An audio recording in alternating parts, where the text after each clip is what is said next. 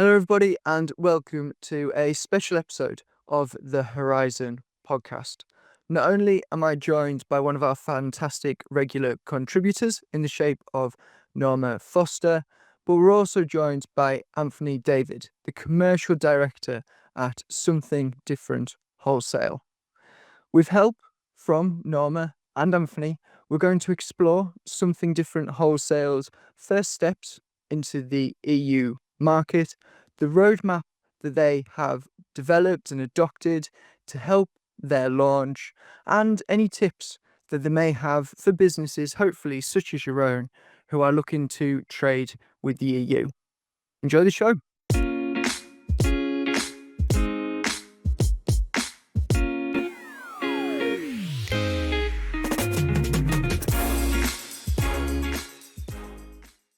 So firstly, thank you very much to both of you joining me today. I'm excited to have both of you here and hear more about your experiences, and I think really delve into how other businesses can benefit from those experiences as well. But Anthony, if I may, I want to jump straight in with, I hope it's not too much of a difficult question.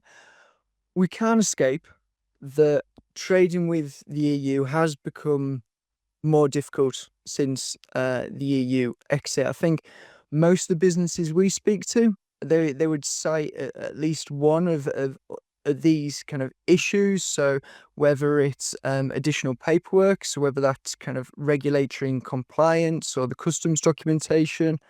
Otherwise, it could be the costs. So that could be costs associated with those regulatory compliance requirements, or simply your customs duty. But also, we've been hearing from businesses about inconsistencies sometimes between different countries and how they're handling the trade and cooperation agreement and the trade between the UK and the EU. And on a personal point for you and the business, I know you've been trading since 1999. You've got a great company. You're well established in the UK. You've got a great customer base here as well. So kind of leads to the question of, why now did you think this was a good time to expand into the EU? So you're right in saying we've been trading since 1999. We've always had an element of those sales coming from EU customers, but particularly since Brexit, we deprioritized that element of the business. We focused on the UK market, developing a sales team and bigger key accounts that has give us some natural growth over that period of time. It's probably a post-COVID world that's made us really focus in on Europe. Through the COVID period, we grew dramatically. We were one of the beneficiaries of people sat at home spending money. And actually the company doubled in size during that period. So that took us to kind of 2021, 2022, where those sales kind of plateaued. And from a business perspective, we were then looking at where do we feel our next best opportunity is. We were seeing growing demand for our products in Europe, but the customers who were buying from us were, as you just mentioned, not having a fantastic experience trying to buy our products. Either it was a headache for us, or it was more often than not a headache for them, where they were having to take responsibility of being an importer when they might be, a shop in Belgium or in France, so they wouldn't necessarily be set up in that way. So that was that was the time where we felt actually this is our next biggest opportunity, and that's where we need to focus in the business. And I like seeing it as an opportunity still relevant, I think, and like you said, it still is an opportunity for people, and I think that's kind of a perfect thing to start on and highlight, really. But I want to touch on what I really want to delve into is the how. So how you've gone about kind of making this into reality. And I know this is where Norma comes in as well. So between the two of you, could you just kind of give us a little bit of a brief outline as to how you started turning this ambition into your route map and the key stages along the way? Well, I had the pleasure of having Anthony attend one of my workshops at the Export Wales conference last March. And he came up to me afterwards and started talking very excitedly about this great EU program that they're developing. And I'm thinking, wow, it sounds amazing. And the more we talked, the more I got the impression that they were very focused and very driven and had some great plans. And we spent the best part of last year talking about the how and how they're going to do this. And it was very much a pilot project approach on a phased basis. And just their enthusiasm and their focus and attention to detail really struck me. So one of the reasons why, I asked Anthony to, in the article that we wrote for Horizon magazine, to ask Anthony to set out his steps around the how and how they've actually gone about doing this. Yeah, I mean, we spent a lot of time before we took any steps towards this project, thinking about every possible um, hurdle that we might come across. And we'd obviously heard of lots of the issues since Brexit that our customers have faced or we'd faced trying to move our products into the EU. So we were aware of lots of things that would crop up along the way. And our ultimate goal was clear that we wanted to just give our customers in the EU a kind of a pre-Brexit experience buying from us, um, but in a much more complicated world that we're in now. Um, so we kind of broke down the project into a few different sections, thinking about it from a logistics point of view, in terms of couriers, paperwork, uh, clearing the goods, moving the goods from our warehouse here in Swansea into the EU. We looked at it from the finance perspective. Um, you know, the VAT rules, the DT costs, the clearance costs, and the profitability of doing this project, because it's more expensive now to move goods from UK into Europe than it was pre-Brexit. And then the exciting stuff that comes later on to the sales and marketing plan, where Norma's right. Although that's the kind of the shiny, exciting part of the project that you just want to get your teeth stuck into. We were disciplined enough to think, well, actually, we just need to prove that the model is working correctly first before we actually open it out to customers and really advertise it. So the model we used was actually we thought, well, the headaches that our customers are getting are in terms of clearing the goods and receiving them in the border of the EU. So we made the decision at the back end of 2022 to register for VAT in Netherlands and in Ireland. And that enabled us to do the clearance on ourselves, so on behalf of the customer, manage all the paperwork, pay the DT costs, um, apply the VAT rules wherever they are, and that's something I would definitely suggest that people take advice on, because it's extremely complicated to make sure you're applying the correct VAT rules and information on your invoices for customers, depending on what they are. So we clear the goods into Netherlands, and then use a courier to deliver those products on to our customers across Europe. And yeah, it's certainly been a learning curve, but we just thought we need to break it down to as basic a principle as possible, and just make sure that the model that we understood and believed that would work does before rolling that out on a bigger scale. I'll be honest, and you'll probably agree, Norma, from speaking to businesses, it's quite refreshing to hear about the diligence and doing the comprehensive research and having that model in place, and Isn't kind it of being just? Yeah. being proactive rather than just being reactive and saying, "Oh, I've suddenly got interest from Germany. Quick, let's ship that out this week." What would you say, Anthony? I suppose on that proactive side, what benefits of you seen of being more structured in your approach rather than having that reactory approach? I suppose the biggest benefit is we've been able to um, keep a lid on any issues that cropped up, because even though the project was well planned out and we took advice from lots of different people, we engaged with a number of couriers that we have a partnership with now. There are still been things that have come out and surprised us as we've uh, run through this trial period, but in the way that we approached it, by one customer at a time, then a group of customers at a time, as those issues have arisen, they've only impacted that one customer or a small number of customers, and I think that's really helped us to iron out those issues, and really manage that, not damage limitation, but just manage those issues as they've cropped up. Uh, and certainly the customers that were in that trial period were long-standing, existing, loyal customers who were happy to be part of the trial, and therefore we had a little bit more leeway with them if something were to crop up that would cause a bit of a delay on the delivery, or an extra cost to us, for example. I like how that kind of partnership bit that you're mentioning, and obviously you had the partnership there with your long-standing customers who had that level of tolerance and understanding, but also your different partners and relationships that you have over here.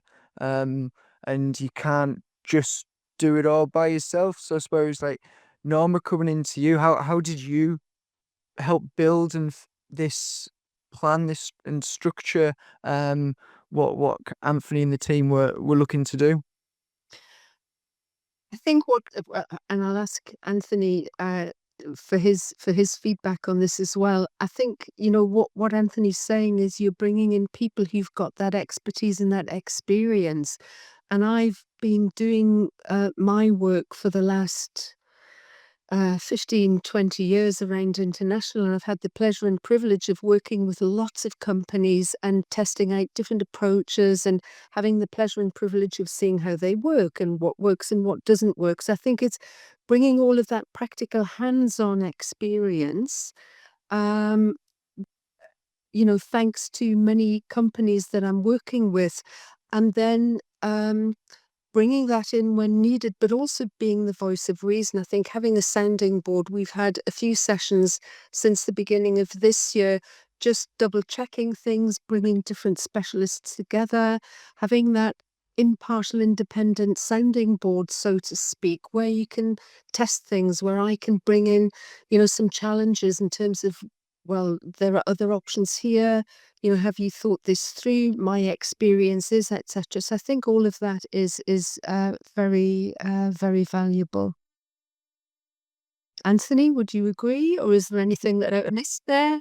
Yeah, no, 100%, and I think that's key for us as well, is taking on as much advice as possible from as many different sources. So Norma's been great to kind of tie some of this feedback together for us with her experience of helping other companies, internationalize their businesses. Uh, I would recommend getting in touch with your local Department of Business and Trade, because they have some really knowledgeable people there that can help you answer some questions, or if not, they could reach out to others.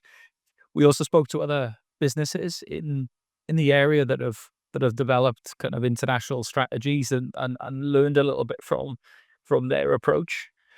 Uh, and then also, talking to the couriers, the courier that we're using has a model that is suited for the approach that we've decided to take with sales to the EU.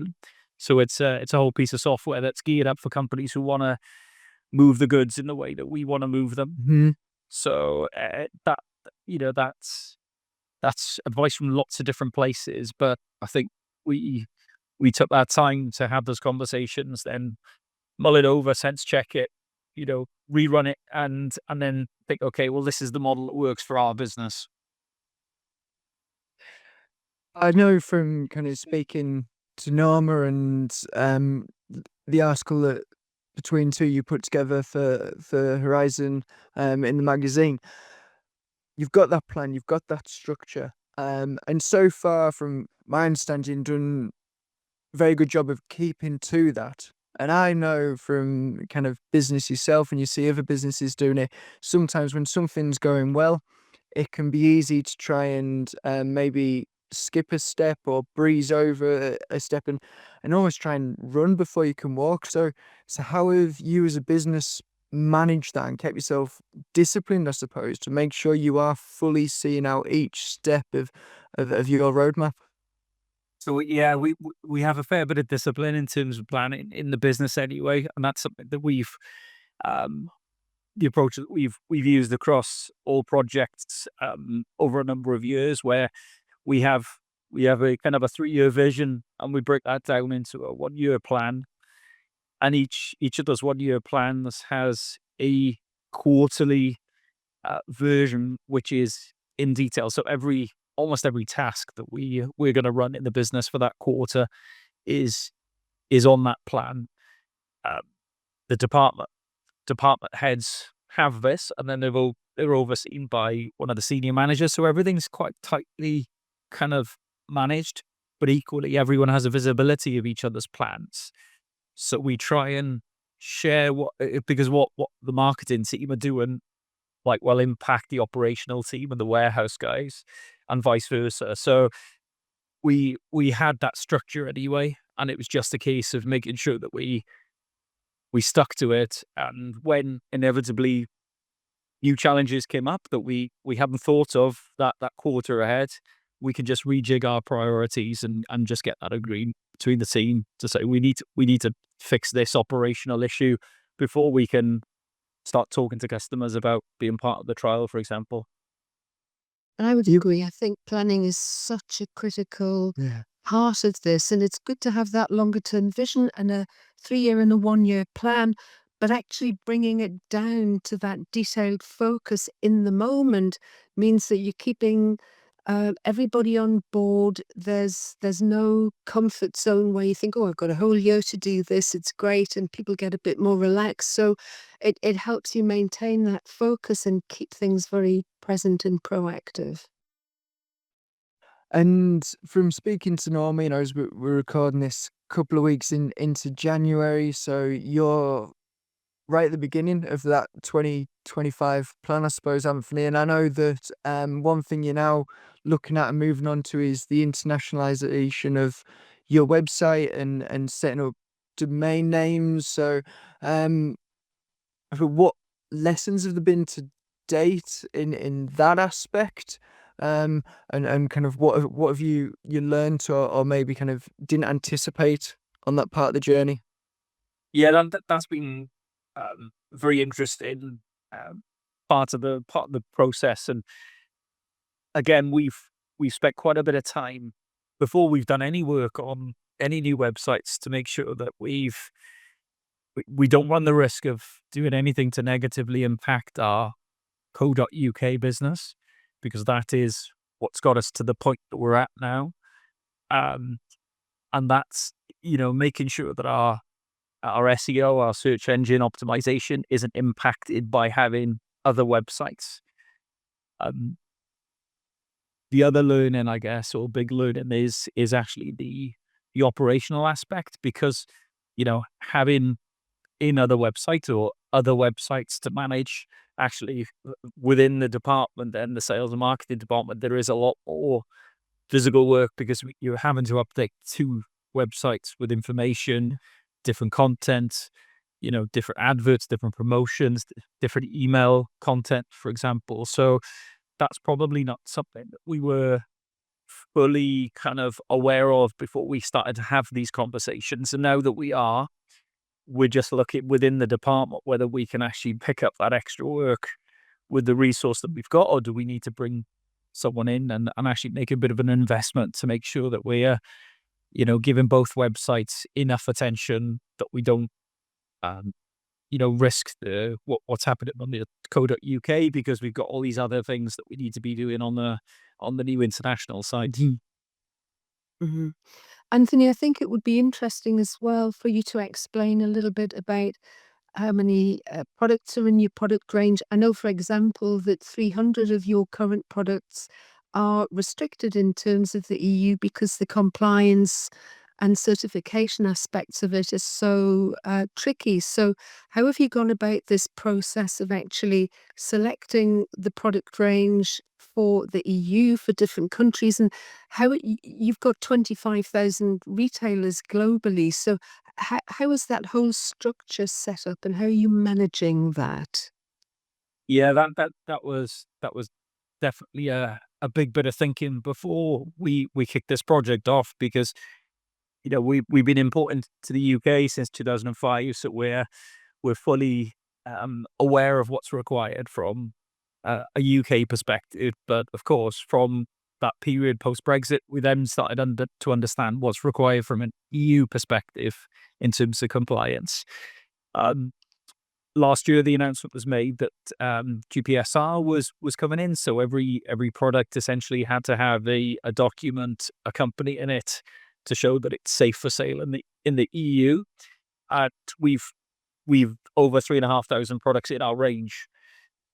So that was a bit of a wow moment, thinking, well, how on earth are we actually going to get to the point where these products are safe and compliant to be sold in the UK? And it was evident to us that we needed to really have a focus on this in the business. So we made the decision to invest in in an additional person to look after our compliance. And Stacey came into the business through last year, and that was her sole focus to begin with, to make sure that we were compliant by the 13th of December 2024 deadline. But all of our products had the document that would allow us to sell the products within the EU. So that was that's been part of this whole planning project. And then secondly, we're working with a particular courier, and before we started moving products through them, we spent quite a lot of time looking at the product range that we had, and for them to check our commodity codes to make sure that they were happy and comfortable to move those products and declare them on our behalf in the Netherlands. And as Norma mentioned, there were a number that, from their perspective, it was either too complicated or it was too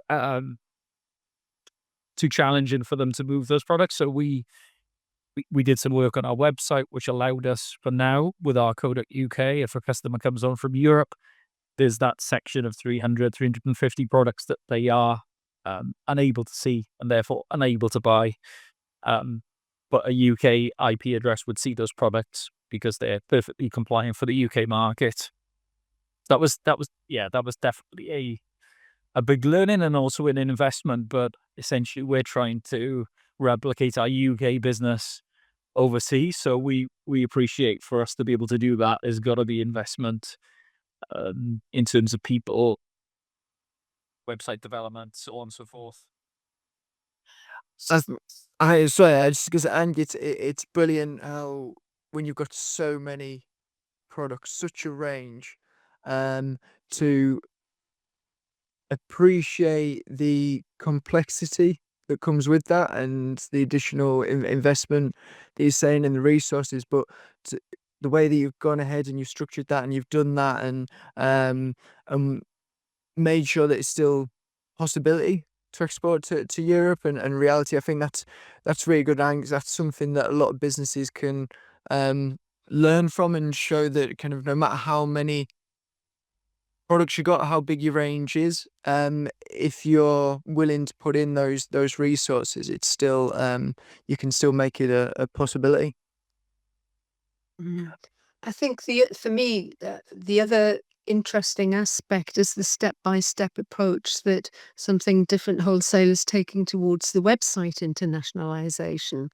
Anthony, would you like to just explain a little bit about how you're approaching that in terms of the structure for different countries? Yeah, for sure. So we've had several conversations with Norma, plus our website developers, to kind of to understand what the best approach is that we could use to develop those international websites, because the ultimate aim is to have multiple sites for multiple countries with their own language, but actually breaking that down into, well, what's actually the first step from our standard .co.uk site that we have now. The advice that we've taken and the approach that we're going to take is developing initially a .com website, which would essentially be a landing page for customers, and then that landing page would redirect them to initially .ie, because that's one of our biggest European markets is Ireland. It's an area where actually sales have shrunk since Brexit, whilst the business otherwise has doubled in size. So we see that as a really decent size opportunity. It's also in the same language, so actually the delivery of that website should be faster than some of the feature ones that have to be translated.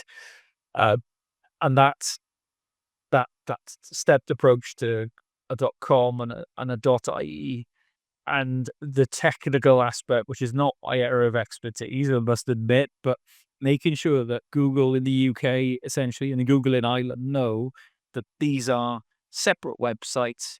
The content is not duplicated, which could be a risk for impact to our .co.uk website. And it should then give us really good visibility, not only on google.co.uk, but google.ie, which we're hoping then will drive our growth in the Irish market going forward. And using that approach does mean that we have to continue to update the .co.uk site and then the com/IE.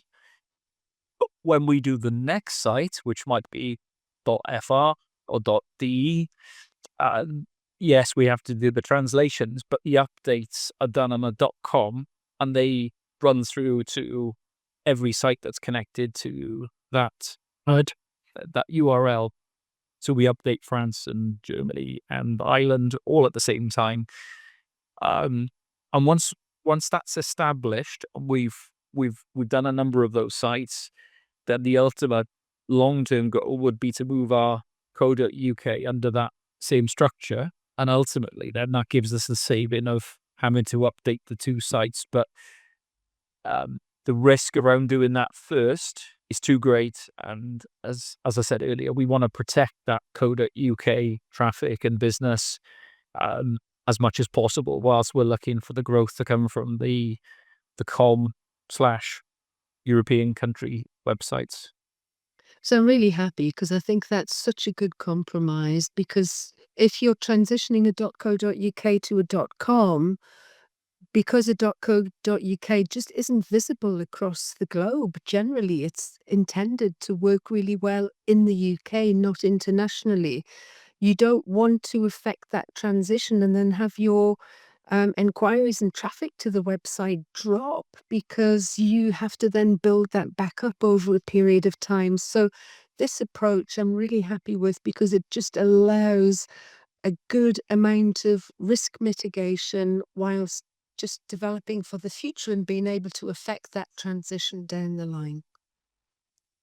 And I think it's great that you've been, I suppose, so open, Anthony, in saying, yeah, holding hands up, this has been a challenge, it's been difficult, or we've had to overcome these different barriers. But has there been anything along the way so far that has surprised you on this journey?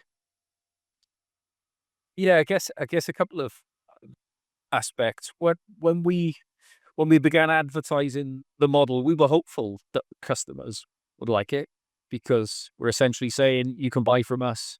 The pricing is what you see on the website. There's no extra costs, and you'll receive your goods within a week. But actually, the speed of the uptake of that offer and our growth of sales for our EU customers, bearing in mind at the moment we're just communicating with our existing and our lapsed customers, has been phenomenal. And in Q4 it represented 20% of our sales, and that was up from 14% of our sales at the beginning of last year. So that's definitely a pleasant surprise. Yeah. But I guess on the on the other hand, surprised, and with hindsight, maybe it's something we could have understood at the start, but actually how long everything takes, particularly when you're dealing with some of the big couriers that are behemoths, and trying to find the right person in the right department that can make the decision to help us. Um, that just seems to take a lot longer than we would like it to be. So, yeah, I think, yeah, patience and perseverance are key with this project, because as well planned as you can be, there will always be something that will come and surprise you, and you have to deal with that and be able to then reprioritize what you're working on, maybe move your timelines slightly. Our trial period ended up being more like 4 months when we were hoping it was going to be 6 weeks, but that was, that was the right decision to make. But ultimately, give yourselves enough time that y- nothing's rushed and everything's well thought through. On the like career points, that's something we talk to a lot of businesses about. Is couldn't just recommend one. All depends on your business and what you want to do, but the whole reason that they work is that they have their own structure, and no matter what you do as a business, you're not going to amend or adapt their structure. They're not going to change for you. So as you found out, you've got to shop around a little bit, and it sounds like you've been able to find one who their model fit with what you've set up, and that's kind of the best way to go about it. Thinking just about other businesses, how they've approached it, and maybe kind of a question that some of our listeners might have is, have you ever considered the idea of opening up a warehouse in Europe and holding stock there, um, directly in, let's say, Netherlands, and dealing with your EU customers from there? Is that something that's ever been on the table, or what did you personally see as the pros and cons of that, if it was something that was discussed? Yeah, we certainly discussed it at the beginning of the project, because that is one alternative Hmm. route to the EU, and it is something that a couple of our competitors have done. Um, However, because of the size of our product range and the complications around trying to manage two lots of stock in two different locations, we certainly felt at the beginning of this project it wasn't the right avenue for us. It was something that we thought, okay, well, if our our turnover grows to a certain level, maybe that's something that comes in kind of 3 to 5 years. We did also talk to several 3PLs who would hold your stock for you, distribute on your behalf, so we could ship it directly from the factory to Germany, or whatever it may be, and then Hmm. they would send it on. But again, because of our complexity of the size of the range, um, it was just not viable for us. I think if you had a business that was selling, 10 or 50 or even 100 core products, that might be a viable way to kind of really test the market in the EU. But for us, it wasn't viable. It was also quite costly in terms of the actual money that they charge you for storage and for picking and for packing. And of course, if something stops selling, what do you do with it? Uh, that's a real complication. And we're fortunate where we are. We're in a, not the prettiest, but an old industrial warehouse. And during the COVID period, we bought this building and the one next door. So we've kind of future proofed ourselves in terms of size and space to grow. So, So I think from our perspective, the benefits of managing one lot of stock uh, far outweighs the kind of the pros of having stock closer to the customer in Europe. And the speed of delivery from the couriers here, it is kind of 3 days to Netherlands and 5 days to most other European countries. And even if you had a warehouse in Europe, it wouldn't be a lot quicker than that. So I think that that finalized it for us. The other thing we've kind of learned along the way, or are considering as part of our plan for 2025, is whether we could actually make the warehouse a bonded facility. And the benefits of that are that we would delay the payment of duty until the product is sold, and if it sells directly to the EU, then we only pay the duties at the point of entry into the EU. We never pay it into the UK. So at the moment, we're obviously paying it as we import. You're doing a We- double duty situation. Yeah. Exactly. And post-Brexit, that is one of the things that's become a lot simpler. Historically, it would be if you're housing alcohol or things like that, but it's actually a much more straightforward process to become a bonded facility than it was in the past. So that's something we're looking at as part of our plan for this year. Mm, mm. So I suppose just throwing up to and open to both of you, what would you say are the most important lessons on the journey that you've had so far?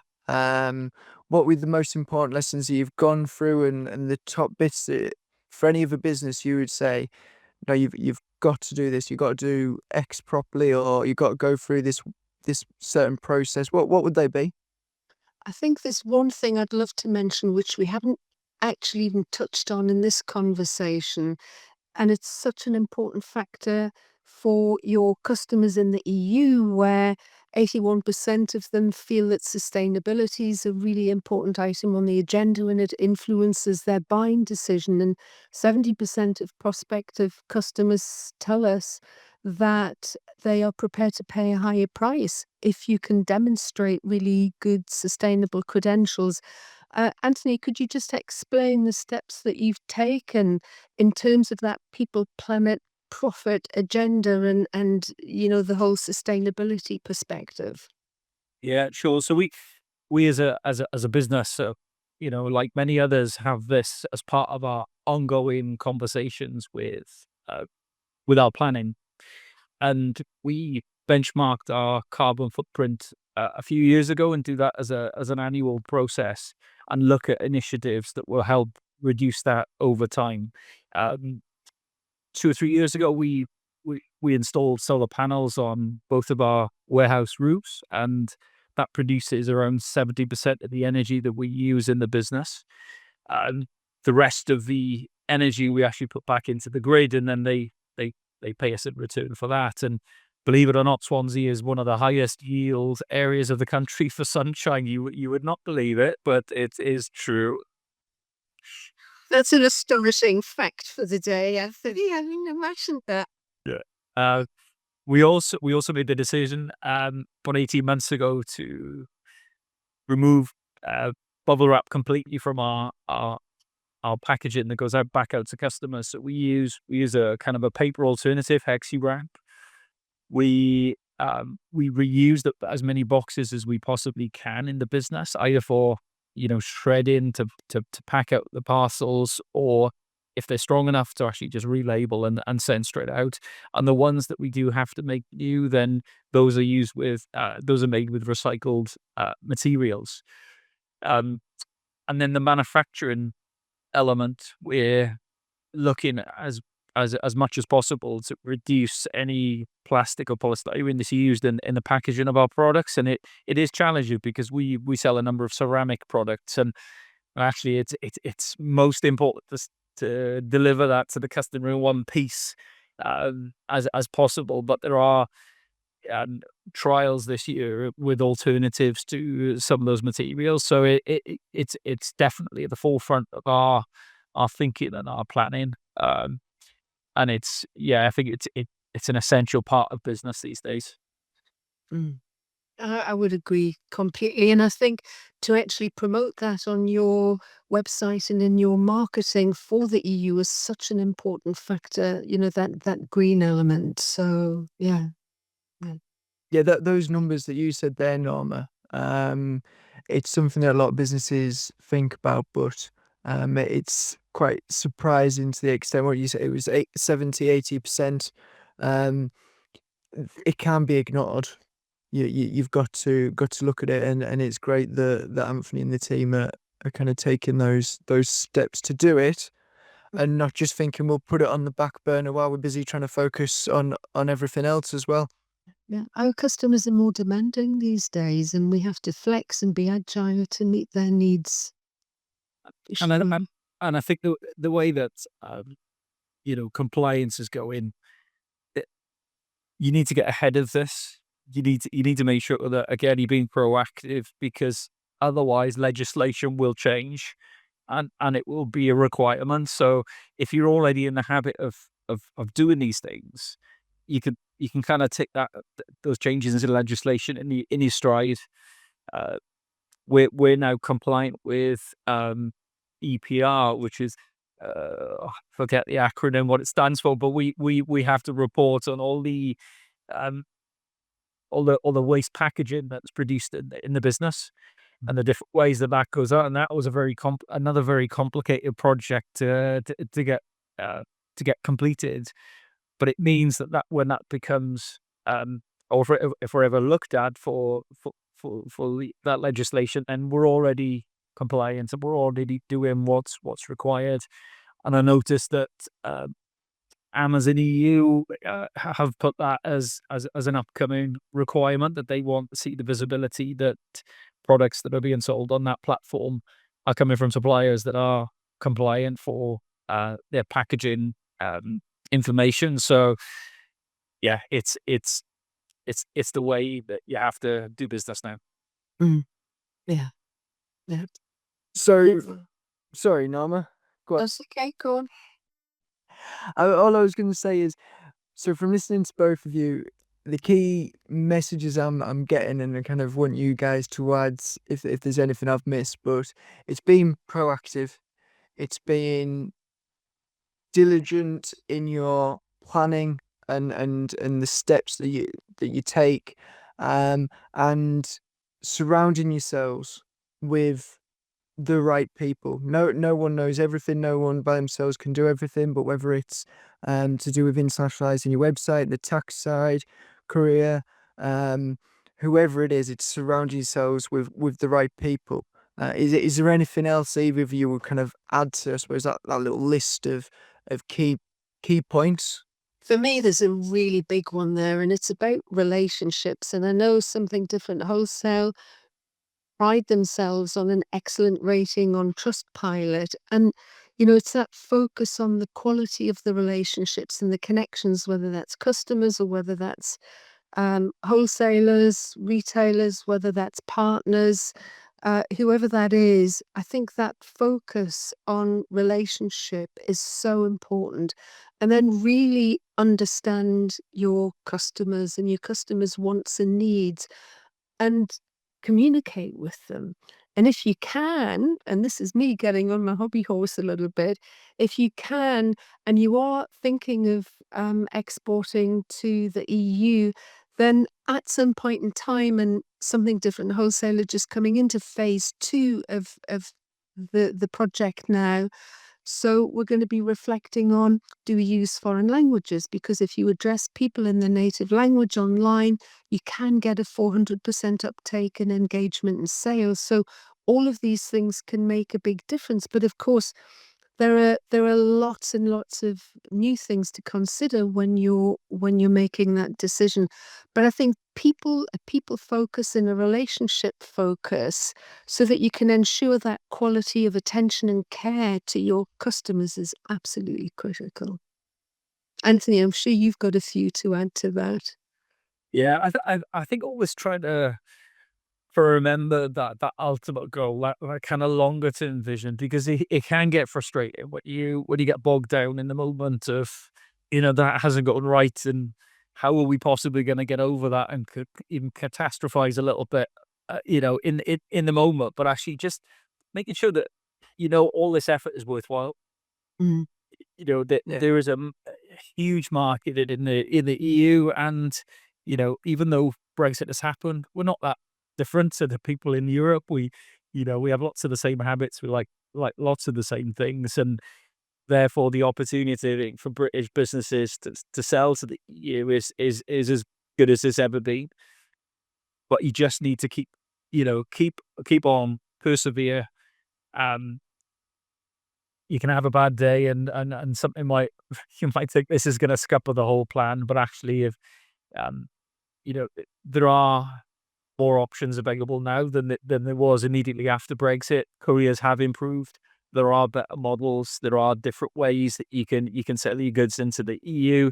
Just need to find the right one and know that at the end of that process, there's good opportunity for you. Mhm.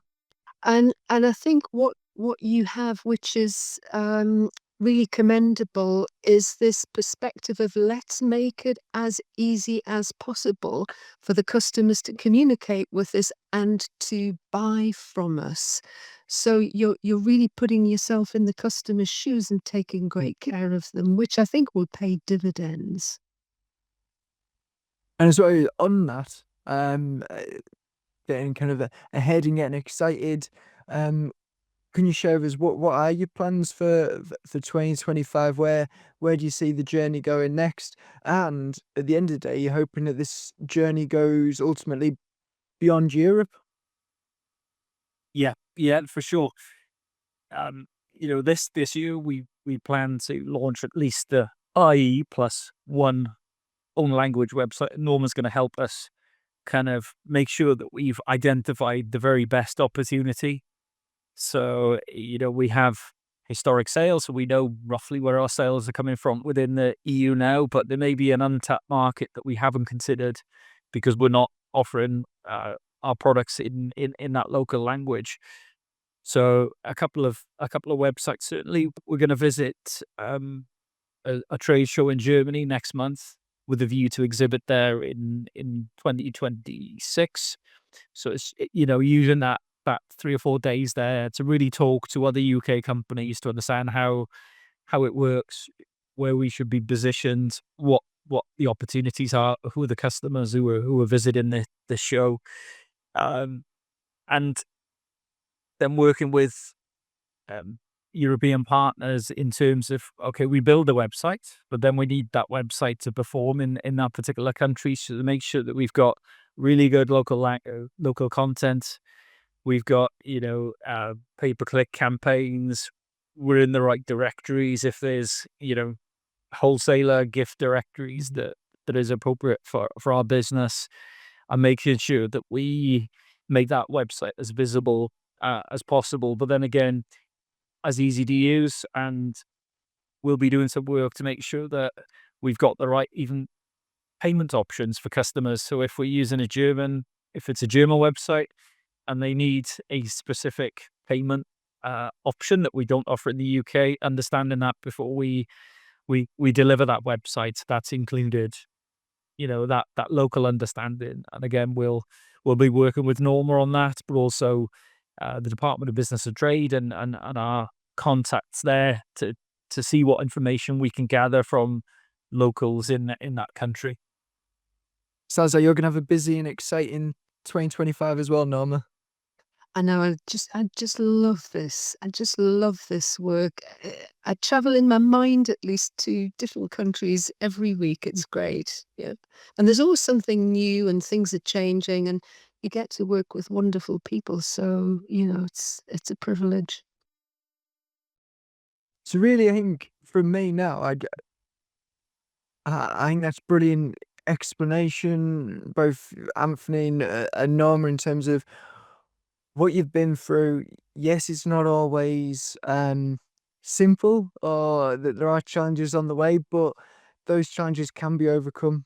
You can get over those barriers, and if you have the right approach, right mentality, the right team around you, you can still make it a success. So the last thing really I want to do is just open the floor up simply to either of you, both of you, and if there's anything else that you'd like to add at all, then please be my guest.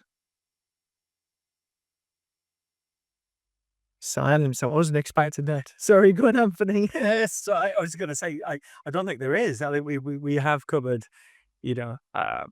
a good cross section of the projects that we've been working on, and yeah, we're excited to get to that point now. We can really put the foot on the gas in terms of kind of the sales and the marketing element of the project and see where it takes us. And, At the end of the article in the Horizon magazine, I canvassed opinions from some of the great people that we've interviewed over the past, I don't know, Ben, couple of years, is it now? It must be. Yeah. Yeah. And some of the key things that cropped up, and I've just underlined some of them in the article here: collaborating, having great relationships, being brave, but doing the hard work and doing the due diligence and having plans and knowing where you want to get to, and using all the right partners, etc. But don't hold back. Go for it. Now's the time, as we're emerging from this whole sort of lockdown EU exit phase. Now's the time of opportunity. Before things get too far progressed, to really dive in there and yeah, don't hold back. Go for it. I think that's a brilliant point to end, to be honest. I don't think I could say it better than myself than yeah, just go for it and make the most of the opportunity. So honestly, thank you very much to both of you for your time today. It's brilliant not just hear from you, Norma, and from kind of the business support position, but to hear from you, Anthony, and the reality as a business, what you're doing and how you're doing it is pretty priceless, especially sometimes for other businesses who may be struggling or feeling deflated about their own journey. So thank you very much to both of you and your time today. Pleasure. Thank you. Thank you. And thank you, everyone, for listening. If you want to find out more about Anthony's journey and Something Different Wholesale, then, as we've mentioned, have a look at their article where they set out, between Anthony and Norma, set out the 9-step route map that they're going upon to enter the EU market. Links to that can be found in the bio or below this video. But apart from that, thank you very much for listening. I hope to see you again on a future edition of the podcast. But until next time, thank you very much.